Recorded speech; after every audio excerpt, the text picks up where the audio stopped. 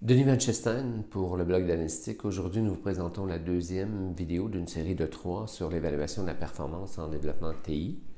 Dans cette vidéo, nous voudrions vous parler principalement de l'utilisation et du rôle des métriques dans l'évaluation de la performance.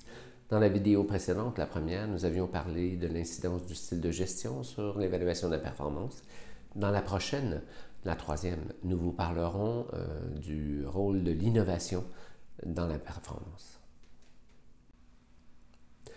On comprend que l'évaluation de la performance est une préoccupation majeure chez les gestionnaires de projets TI. Le fait est qu'il y a plusieurs approches possibles pour évaluer la performance et en fait, on devrait plus parler d'une méthode, de méthodologie, plutôt que de métrique.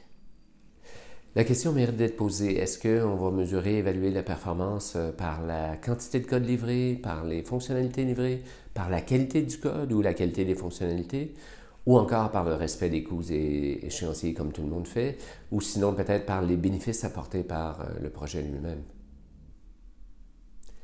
La notion de point fonctionnel est liée au concept de processus fonctionnel qui, lui, traduit en fait ce qu'on pourrait appeler le traitement de données, tel qu'illustré dans les schémas ci-dessus.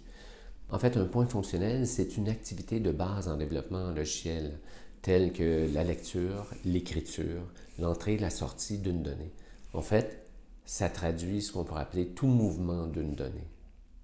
Ainsi, dans le processus fonctionnel ci-dessus de création d'un employé, il y a 3 points fonctionnels. Il y a d'abord l'entrée de l'employé, il y a l'écriture de la donnée et il y a la sortie.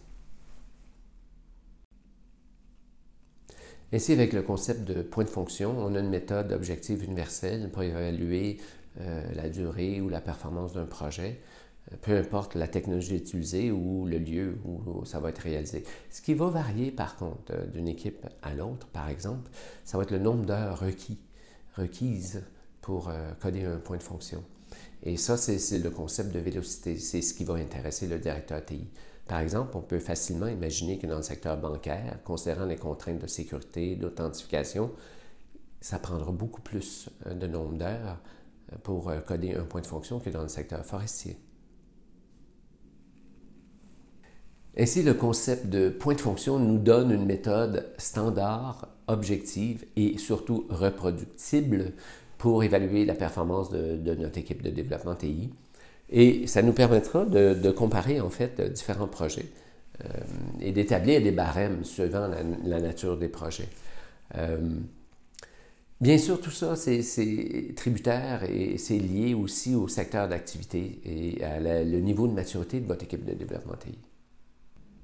Denis-Paul Van Chesten, merci de votre écoute.